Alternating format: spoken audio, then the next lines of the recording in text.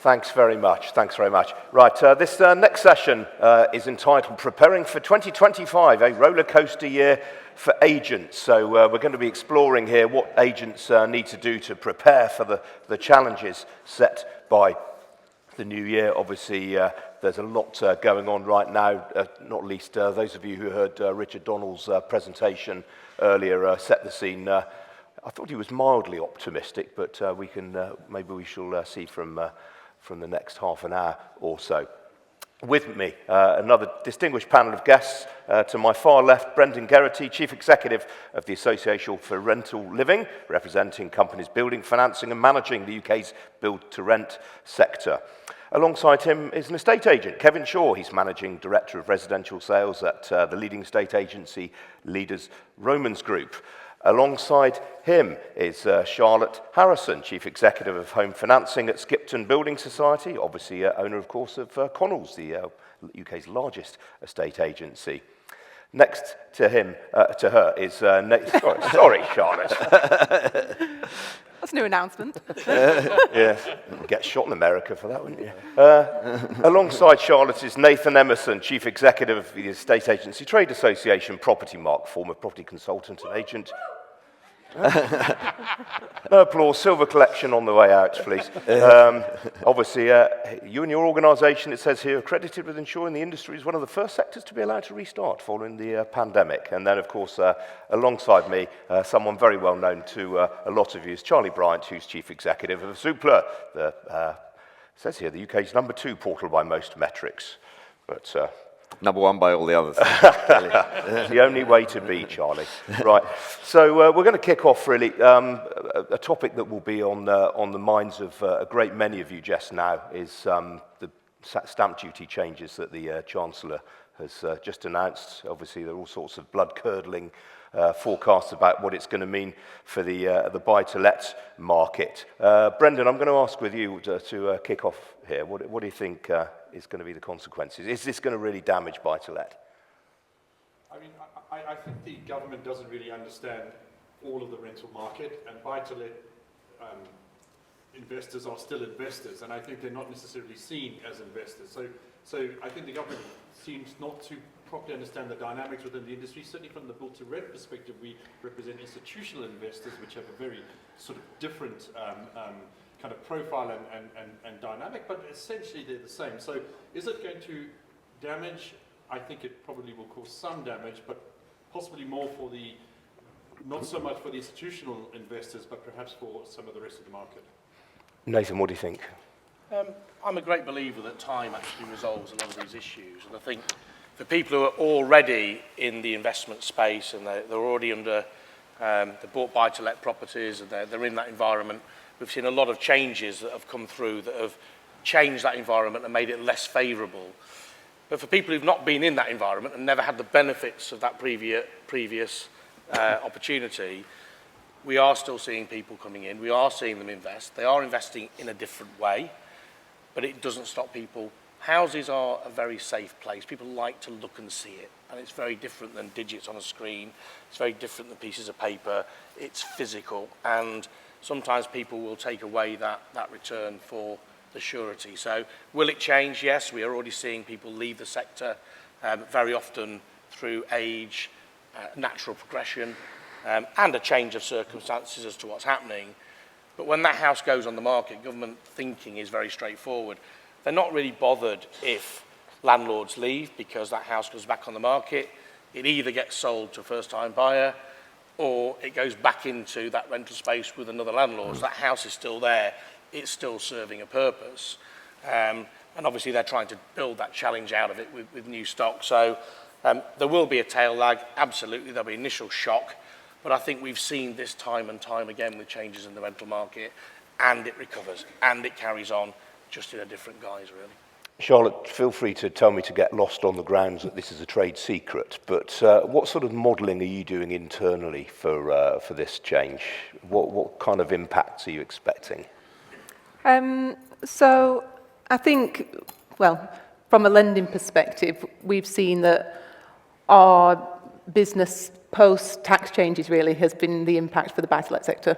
So we've seen, I think with the interest rate environment over the last couple of years, the real move has been into more professional landlords, SPVs, limited companies, which is something that we've not adopted into. And I think that's the key question really for lenders and others in the segment, which is that's where you want to focus the modelling, and actually that's where you see more growth. I think to the points made, we do. I think you're right in terms of this is more time bound actually, and there's a bit of recovery in the market.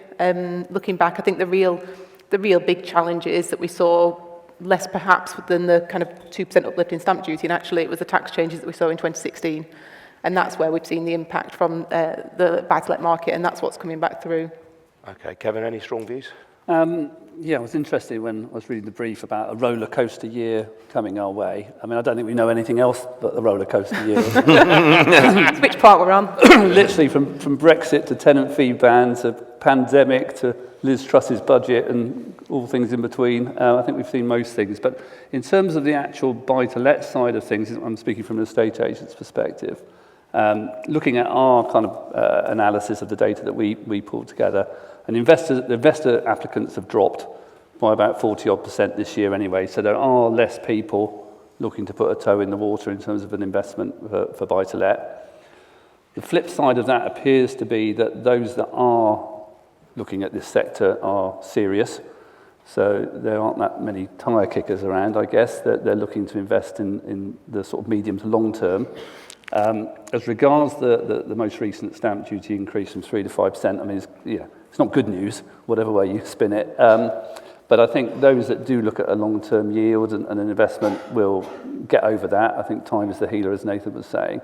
Although we have had quite a lot of renegotiation recently around sales to investors who are suddenly having to pay an extra 2%.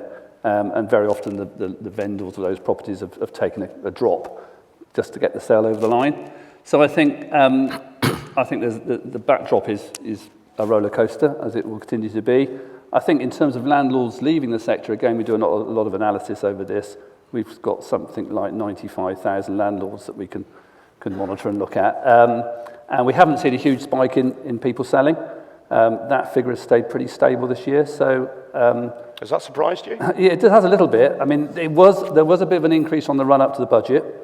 Capital gains tax and all of those sort of concerns. But I think the demise of the individual landlord or the private landlord, in a smaller scale, is probably exaggerated. And I think we will come through this. We need to get Ben back on stage to ask him what he thinks about that. I mean, Charlie, if buy-to-let landlords are shaken out of the market, I mean, this is for your business. That's pretty good news because it's going to generate more sales activity ultimately. Yes, to an extent. I mean, obviously, we've benefited over the years as well from a lot of people looking to invest in the market and looking to find buy-to-let properties to go to. I mean, clearly, the rental market's going to remain a very, very important part of the overall housing stock in the UK. Whether that continues to have this sort of slightly esoteric thing we have in the UK of a predominance of mom-and-pop type landlords, or it goes much more to a European or US sort of multifamily occupancy, corporate type landlord structure. I think, the main thing we want to see is, lots of supply in the rental market. I would say an improvement of the quality of stock in the rental market and clearly the greater protections for tenants that we see coming through. Okay. Now, the Housing Minister is obviously committed to the regulation of property agents. The Conservatives didn't do that. Is the government going to be able to do this? Can they do it and will they do it? Nathan? So I was fortunate enough to be with the Housing Minister yesterday at a meeting, and they're very, very set on what they want to do. I mean, he's definitely not letting the grass grow under his feet. He spent 3 years in position looking at how he wants this to formulate out. And if I can quickly just reiterate back onto our last question, the bigger threat, I think, is actually whether, the topic yesterday we were talking about was decent home standard and looking at implementation of bringing EPC level 3 in. And I think actually the mechanism they build around that will either look to protect that sector or force it another way, because landlords having to invest in properties and bringing them up to a new standard, which is what they're looking to do, will involve quite a lot of capital outlay on properties. It will mean tenants that are in may have to move out to allow the works to be done.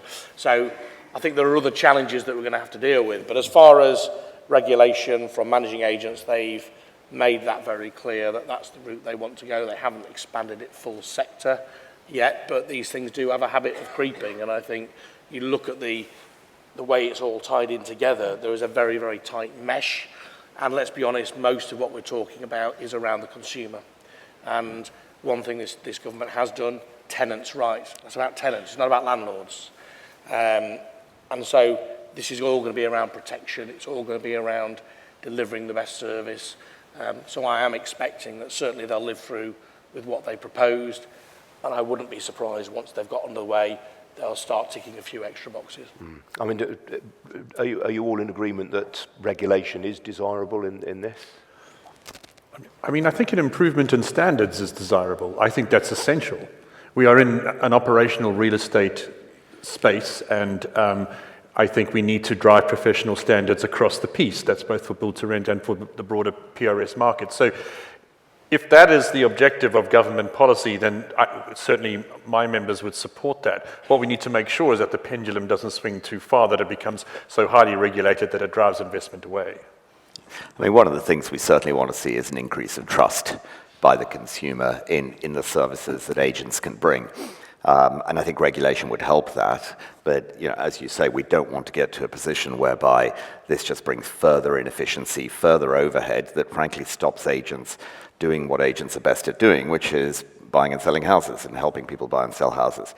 I think one of the upsides that we could see from regulation is today 50% more or less of the rental market is privately led, so outside of the estate agency net, which with all the increasing complexities that are there for landlords in terms of processes, regulations they need to follow, means that landlords are putting themselves and potentially the tenants at risk. And I hope that one thing we would see out of regulation is some of that more informal rental sector coming into the professionalism of agents.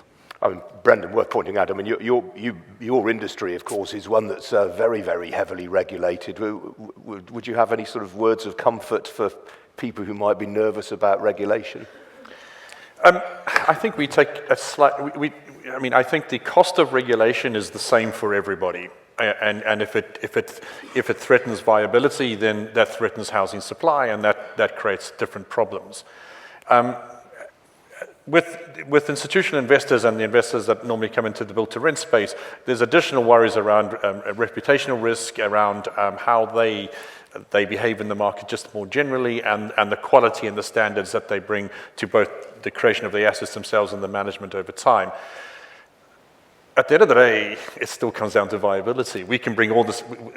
The build-to-rent sector is capable of delivering a huge quantum of homes, but it not at any cost. It has to be balanced. So yes, we are concerned.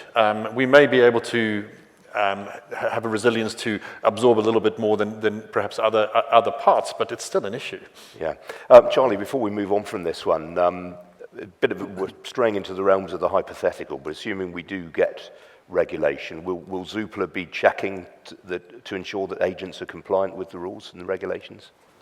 I mean, clearly we do everything we can to ensure that all advertisers and advertisements on our sites are compliant, and we will obviously continue to do that. I'm sure that any regulation will also be accompanied by expectations at the very least from what portals will do. I think more importantly for us, I mean, we supply software to about half of the estate agency industry in the UK, and the big focus for us will be helping see how we can help agents handle the additional burden of regulation by developing that software.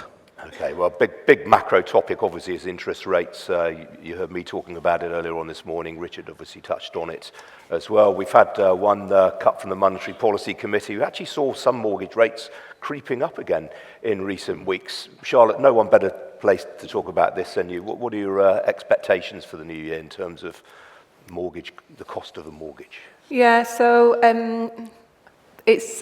it's an interesting one when we talk about the movements in base rate versus where do we see our fixed mortgage rates. Because if you think about the bulk of the vast bulk of mortgage rates, typically about 85%, are on a fixed rate deal. Now, the way that that's priced is around the average interest rate over the life of that product versus what is base rate today. And so that's why, whilst people might see a reduction in bank base rate, that doesn't necessarily correlate back through to what do you see from a fixed rate perspective. I think we have seen rates increase slightly over the last few weeks, but then we've just seen some lenders starting to price back down actually this week. So I think the key thing for the outlook for 2025 is we don't want to see mass volatility. So I think where we're seeing rates start kind of with a 4% versus kind of the 5.5 that we had, the market feels a lot more positive, and the sentiment in terms of buyer sentiment seems to be much stronger. And I think that's what from our perspective, that's where we want to see the outlook for 2025, which is some more stability. I think latest expectations are that we'll see maybe 2-3 cuts again next year, but not a mass drop off. And I think the key thing here for some of the commentary and narrative from my perspective is what is the normal rate environment. So my expectations are that we don't move back to kind of ultra low rate environments where we were seeing, less than 1% on a 5-year fixed. So I think, there's some medium term balance in terms of what does that rate trajectory look like. And that's what that kind of stability is where we need to drive a bit more positive sentiment from a buyer's perspective. Okay, Kevin, what do you reckon? Yeah, I agree. I mean, I think, if we level off at somewhere near 4%, maybe slightly below, back to this roller coaster, maybe that might flatten the roller coaster out a little bit, because we do need some stability, I think, in the mortgage market. Swap rates seem to have come back down again since the budget, so that's looking a little bit more positive. Whether there'll be another interest rate drop this year, I think is unlikely, but probably 2 or 3 next year, I would agree. I think the other aspect in terms of the macroeconomic side is there's been quite a lot of fiscal tightening.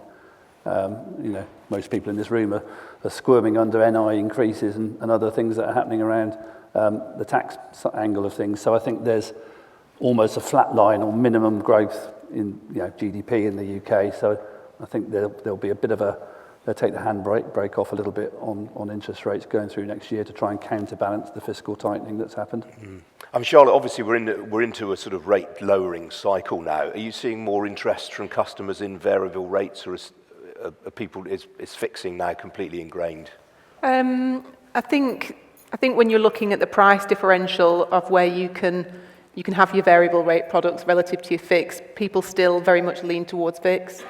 But I think there are a pool of customers that are wanting to understand, actually hedge their bets and just wait for some of those rates to tick down a bit further and say, actually, I'd choose to be out of the fix. We've seen a bit of a skew as well in terms of shorter term. So kind of willing to fix in for kind of 2-3 year period, but then I'll just see what happens over that time period. But no one has a crystal ball, do we? Okay, Nathan, you were keen to jump in. And actually, sorry, I'm going to jump onto something you mentioned there. The gap between 2 to 5 year fixed rates is extremely close at the moment, isn't it? There's normally the 2-year products and 5-year products. We do see a healthy gap between that. And what we've actually got at the moment is almost a direct correlation, isn't it? Yeah, and because we're in a rates down expectation in terms of cycle, the question is, do you want to pay slightly more actually on your 2-year versus certainty over the 5-year, but potentially for a higher for longer? So I think that's the interesting debate for people to be having with their customers. Now, during the general election campaign, the government really didn't say an awful lot about what they intended to do in office. It was described by my political colleagues as the Ming Vase strategy. But one thing that they did express very clearly was a desire to build 1.5 million homes over the course of the next Parliament. Obviously, that has enormous implications. First of all, Brendan, I want to ask you, is it going to be achievable, or is this just a sort of Angela Rayner pipe dream? I don't think it is achievable, but I think we will make a very good fist of it, in the sense that there's such a reduced capacity in the construction sector right now that we have to build some capacity. That's whether it's at the planning end or the skills end of construction. There's been a huge drop off in planning applications in the last 6 months to a year, and that is going to have to be reversed and capacity built in that space, and then we move on to the development proposition. So there are multiple factors in here. One of the big ones, apart from the kind of macroeconomic headwinds, the other big one is planning. Has the government done enough on planning? The tri-tenure approach has gathered a lot of favour, and I think will deliver an awful lot, but it talks to very macro or larger scale schemes. Have we done enough to enable smaller scale schemes? I don't think so. But fundamentally, there's an education issue. There's advocacy and education, and I think that at a local planning level, there's not enough of an understanding of how the rental market can provide an enormous amount of homes. That's generally PRS, but in terms of build to rent, potentially up to 2.1 million over a longer period. So there are structural issues. Can we achieve 1.5 in a first term? I think no. Could we do it in 2 terms? I think probably yes. But we need a few more planets to align before we will get there. Okay, quick show of hands from the audience. Who thinks 1.5 million new homes is achievable in this Parliament? There's one. Some at the back. God loves an optimist. Labour MP.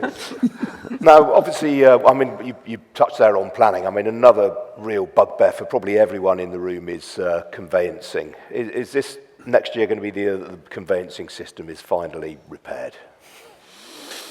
Who are you asking me? Whoever wants. Tomorrow never comes. No, is the answer to that one.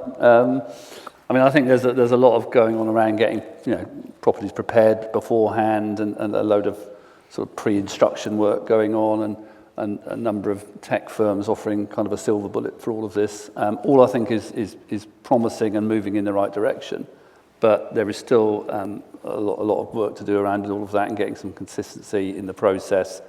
If you're in a chain and you're trying to get that through, and there's 5 people buying and selling, you can only go the speed of the slowest link and all that stuff. So I think there are things that are happening that are going to improve things, but I don't think, going back to the question, it's not going to be finally fixed, that's for sure. Nathan, you're keen to jump in there? Yeah, I think there's an awful lot going on, and there are a lot of conversations that are happening now and have been happening for a long time. Government's very keen for digital solutions and a lot more fluidity across different parts of the sector and all of the stakeholders involved in it. And whilst we haven't necessarily seen that come to light at this moment in time, and we haven't seen the benefits of that, I think there is a stage where people are now identifying the areas that need to happen. The difference in this is also understanding that stakeholders need to change, they need to adapt what they need to do, and they need to take a more open environment than protecting their little fiefdom that they've got at the moment, and where do I earn my money and how do I do it. Everybody blames everybody else in the transaction. It's no secret transactions taking longer now than they've ever done, and we've got more and more technology to support it. But it's a long tunnel. I think there probably is light at the tunnel. There are several people in the room sat on various different working groups that are working towards this, but it's no silver bullet is going to fix this. And again, it's another one of those ones which time will provide the solutions to that. And actually what you may actually find is some of those people that are entrenched in their views, that have been doing things a certain way for 20, 30, 40 years, it may be we need those people to cycle out of that marketplace to allow a different generation to take up the reins on that, really. I mean, I'd agree with you. It's definitely not going to be a 2025 thing. And I think the point you make is, as you say, there are a lot of different parties who are involved in this. And I think that's good news and it's bad news. The bad news, inevitably, as you say, is you've got to bring everyone together, which is often easier said than done. I think the good news is there's a real requirement from agents, obviously, who don't want to wait 26, 28 weeks to get paid after you've achieved a sale of a property, from mortgage lenders who can end up spending a huge amount of time and money underwriting to find only that a chain falls away at the end, and inevitably from consumers as well. So I think the need to fix this is there. I think 2 bits of good news. Number one, a lot more of the conveyancing process and the data that's needed, whether you're mortgage underwriting, whether you're conveyancing, whether you're a consumer, just understanding the risk in the transaction you're going into is available digitally now, and that's that's come on massively in the last couple of years. I think also the insurance industry has evolved as well. So some of those risks that may have necessitated a longer conveyancing process in the past can now be insured at relatively affordable rates. So I think, as you say, the pieces, we're hitting all the right notes, but not necessarily in the right order. Okay, yes. Brendan, I know you were jumping. I mean, I think the tech thing will bring some efficiencies, and that needs to happen. There's no question at all. But we need to attract more money. We need an awful lot more money to come into the housing sector to deliver the government's objectives. And I think a lot of that money could come from the institutional markets, both domestic and international. I mean, the projections are that we could attract £300 billion worth of investment into the residential sector through build to rent. I mean, that's not just a housing solution, that's a UK PLC solution when we look at the economic multipliers that come from that. That seems to be a huge and very attractive proposition to government. I would ask the question of government, how seriously are you taking that? You got excited about a £1 billion investment on a P&O harbour on the Thames at the investment summit, and we're talking about 300 billion here. I think there needs to be a recognition that to deliver that amount of housing, just more generally, we'll need all the tech and all the capacity building, but we need to attract the investors. We really do need to attract the investors as well. Okay. I'd like to move the conversation on to the agencies themselves. Have the traditional agencies seen off the threat of the hybrids, the purple bricks of this world, Kevin? I think in terms of the very low fee proposition, we know Purple Bricks and others, eMove, Tepelo and a few others that have gone by over the last few years. It's very, very hard to see how that commercially can stack up. I think in terms of the overall market, it's around 6% still, although I read something this morning that in Q3 it had gone up to 8%, so there's a bit of growth there from that sector. But I think if you've got some really quality bespoke hybrid agents charging a decent fee, offering a great service, then I think there is a place for that, and quite clearly they're flourishing in some locations. I can see one or two people dressed in avocado outfits from here that have made it very successful in a relatively short period of time. So yes, there is room for it. It is growing. It's probably not growing at anything like the rate that we thought it might grow 3 or 4 years ago. But that is where we've got quality agents offering a decent service and charging a proper fee, not doing a low bucket shop approach. That's my take. I mean, similarly, there's a bit of a debate in the industry about whether everyone's going to have to go full service these days. Can you see a world in which some people can survive by just being a sales agent? I think it's trickier, but again, I think if you're bespoke and very good at what you do in a certain location and local knowledge and all of those things come together, then I think you can. From a business our size, we diversify. So, you need to have income from new homes or lettings or auctions or financial services. The more things you've got to counterbalance the transactional side of the business, the better. Because we've already said it, it has been a roller coaster. 2021, I think it was 1.5 million transactions in the UK. House sales, property sales, down to around about 1 million, 2 years later. I think Richard's suggesting it's going to be higher next year, and it probably will be. But that in a 3-year period, seeing it drop by over a third, gives you some idea of the exposure that some of these businesses have. Do you want to come in on this? I mean, I think one of the big challenges is in the UK, and to your point that it's very difficult to make a viable financial model, or it's more difficult to make a viable financial model now in a hybrid agency model, is that a core agency model is just fundamentally too cheap. I mean, if you look at across internationally at where commission rates are for the sale of houses, it's 3, 4, 5% on the continent. In the UK, it sits, depending who you ask, somewhere between 1 and maybe 1.2%. And that's in an environment where inflation has gone up, the costs of running a business have gone up. we talk about regulation coming in, etc., which is also going to put more burden and more cost on the individual agents. And yet we're there trying to provide, a professional service for arguably one of the largest financial decisions that a consumer will take in their life. So, the one thing I would love to see is to see a return to more reasonable commission rates across the industry. I think it's a necessity if we're to be able to face into everything that may be thrown our way by government.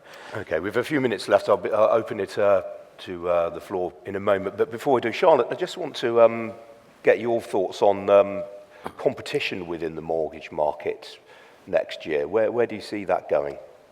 And in particular, I mean, if you dare to talk about a competitor, obviously Nationwide have just acquired Virgin Money and they're now the number 2 player. Could we see a price war potentially? I don't necessarily perceive a price war in the market. I think actually we've seen Nationwide with their acquisition. We know Coventry and Co-op are looking. So actually there's probably to some degree a bit of distraction as well in the market because we know that takes an awful lot of investment and oversight. I think But I think, in terms of competition, the mortgage market typically is a very competitive market that we operate in anyway. And so that's good news for the end consumer, which I think will continue into 2025. People are still looking at growth in the market. We're expecting, a relatively strong year next year. I'm always cautiously optimistic. But I think good news for people who are looking to purchase and need to take on debt to do so. I think we can see continued rate competition. Whether or not we see price wars, we'll see. Good to hear. Who's got a question for our panel? Please raise your... Oh, the gentleman there was the first up, I think. Where's our roving? Put your hand up again, sir. Here we go. Please tell us who you are as well, if you'd be so kind. Thank you very much. Jeremy Hodgson-Coakley from Quilliam Property Limited in Brentford. I've listened with interest with what Ian has actually said this morning and also the panel now, especially Brendan. Given the fact that there is a lot of movement in the market at the moment with developers like Crest Nicholson pulling out of the affordable housing market to a certain extent and going over to the private sector, that would indicate that perhaps the government is more likely to meet its target in terms of private sector housing. But what would the government need to do to really ensure that the affordable housing section would be met for key workers? Who wants to have a stab at that one? You first. Brendan. I think Build to Rent can look at key worker housing and a private sector model for that. In fact, there's a number of initiatives underway in that regard. We need a much more open mind from local authorities, and I think that will help enormously with that in terms of putting deals together and finding opportunities. And I suspect we'll see some movement in that as well. But in terms of affordable with more of a capital A, I think the government needs to look at something like tax credits or something along those lines to attract investment into that part of the market, which has an acute need. Now, tax credits are a very successful model that have been used in the States for 40 years, and I think there is some evidence that the government is considering it. But I think those sort of radical moves, and they're not that radical, those sort of slightly lateral shifts will provide some of the security and predictability that will attract the investment into both the affordable with a capital A and perhaps the sort of public sector housing market as well, which could probably be served from a private model right now, although the more buy-in we can get from local authority and government, the better. Anyone else? We've got about a minute left, so... I'll just quickly jump in. I think the one thing to think about with the issues we've got at the moment, you've got higher build cost, construction on site. The average construction worker on site is 52 to 55 years old. So the number of people we've actually physically got to actually do the build is reduced. The land cost is very high in the materials. The changes the government's going to make, I was very fortunate. I was at the Labour Party conference and listened to them not only talking about targets, but also looking at their land distribution policy. There's a lot of land locked up with local authorities, which will start becoming released, and obviously much of that land is just state-owned, so it will be artificially brought into the market. But if you take the longer-term plan that's happening with land, and the route that they're going and compulsory purchase requirements, they will be there to encourage the landholders to sell at more reasonable levels than they currently are, because the mechanism to create compulsory purchase will be a lot easier for mainstream developers to pursue. And so you haven't got a stage at the moment where even under compulsory purchase, land will be bought at big money. Those multiples will start to reduce down. So the big factor in this is land, and over the next, I would probably guess you're absolutely right, 3 to 5 years, we will start to see the impact of that. I mean, we're trying to build at 1960s rates at the moment. We're not going to do that. And actually the government don't expect it to. Their target at 1.5 is to say, let's reach that barrier and go for it. Affordable housing naturally comes into this environment.